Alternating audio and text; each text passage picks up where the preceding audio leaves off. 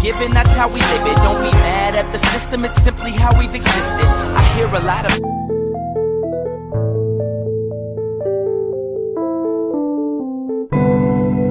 Okay guys, this is a story from my mom. To set the time, it's 1977. And my mom had heard of a ridge that was supposed to be haunted. So the story on the ridge is that there was a black man that used to own the whole ridge. And in the 60s, he was taking white women up to his cabin on the ridge and raping and hanging them from the trees. So there was a big controversy over this, and the white man said he wasn't taking it.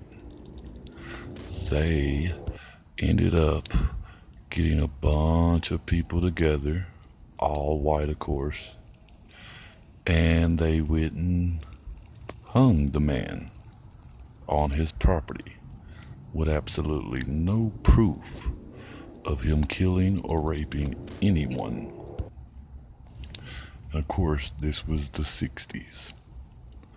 Fast forward to 1975, and my mom, and we'll call her friends JR, Tom, and Jim.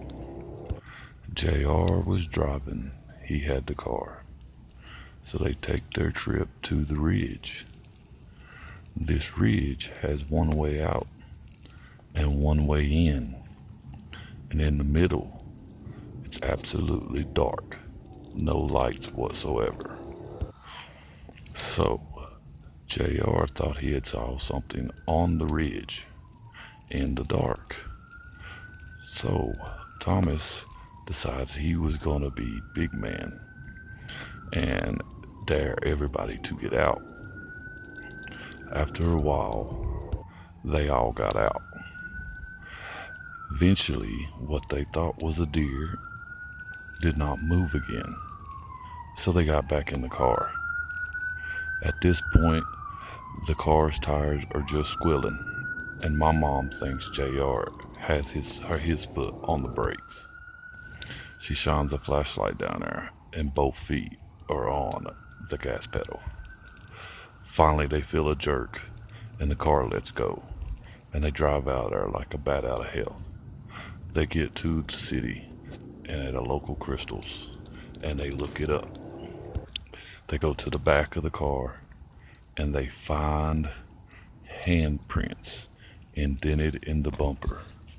To this day, we do not know what or who made the handprints. Remember guys, scary is just around the corner.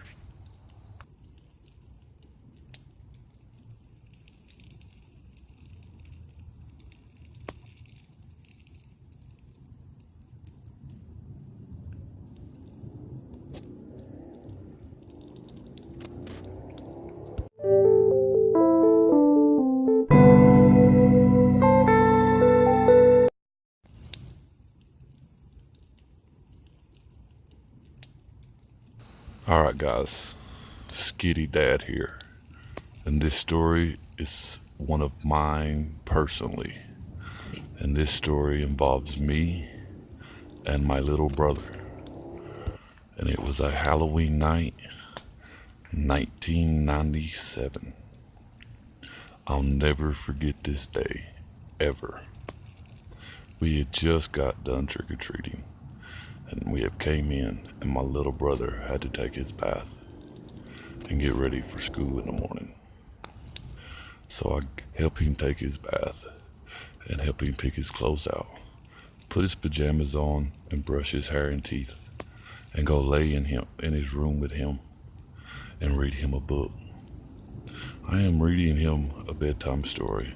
I really don't recall what book it was, but as I was reading his bedtime story, strange noises started coming from the window that faced the road from the bedroom.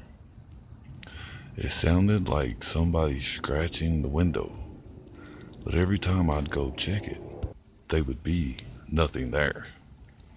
And this would go on for about 15 minutes. And then later, we would hear a big bang at the window. And as I went to the window and pulled the blanket that we had on the window back that we used for a curtain, all I could see was pitch black, like the window was totally black. You couldn't see street lights, the bushes, or the cars. Within seconds, two red eyes appeared and startled me and scared me half to death. So I climbed back into the bed and covered up with my little brother. At this moment, I felt like I couldn't move. I felt like there was somebody sitting on my chest. So I forced myself just to lay there and sleep. As I finally fall asleep, I wake up the next morning and really don't want to talk about it. But my little brother, as we're sitting at the table eating our cereal, looks up to me and says, "I saw the man sitting on your chest last night. Who was that? And where'd he go?" Remember, guys, scary is just around the corner.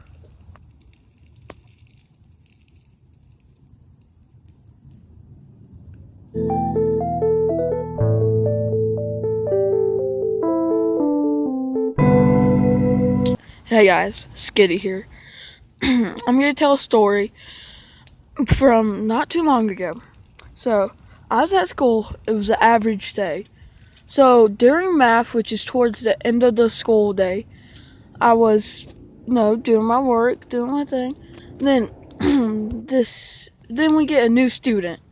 His name's Thomas, and he didn't seem like a normal kid.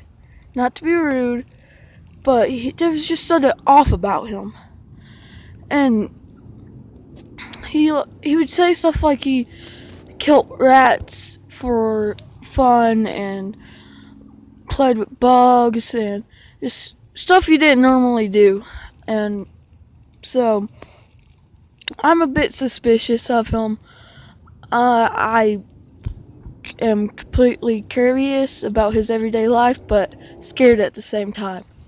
So, around 2 to 3 months later, we go into a football game. And right next to me is Thomas. He has a whole big thing of popcorn, cotton candy, soda. He's there by himself. There's no parents, no nothing.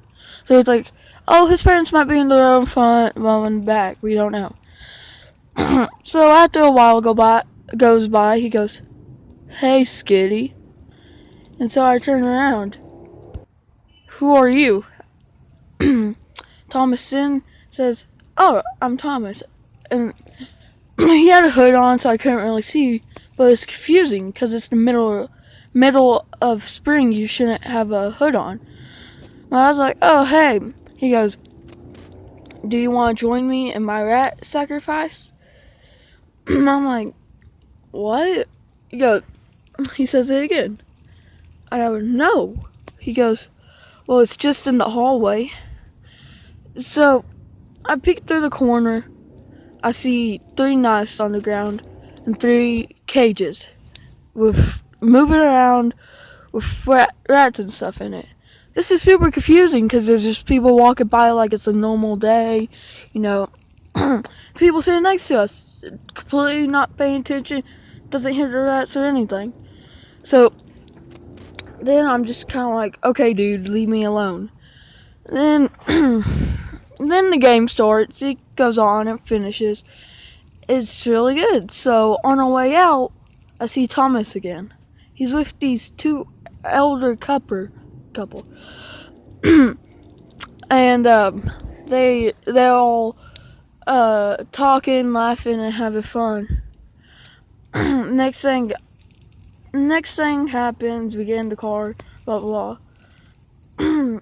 Then at my house, I hear this cage shaking.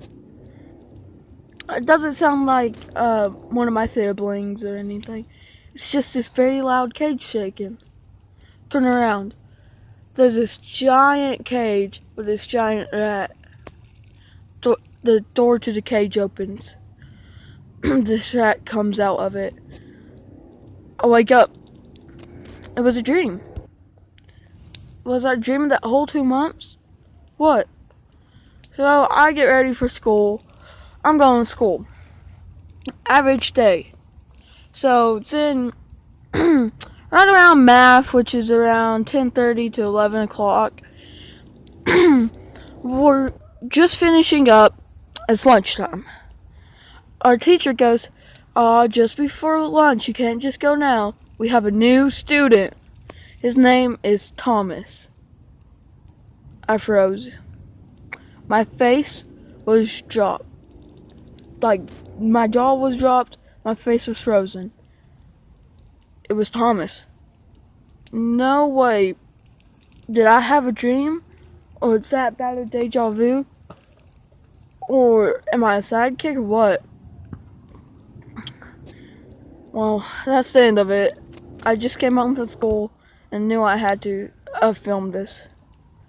And remember, guys, creepypastas are as scary as real stories. And remember, guys, scary is just around the corner.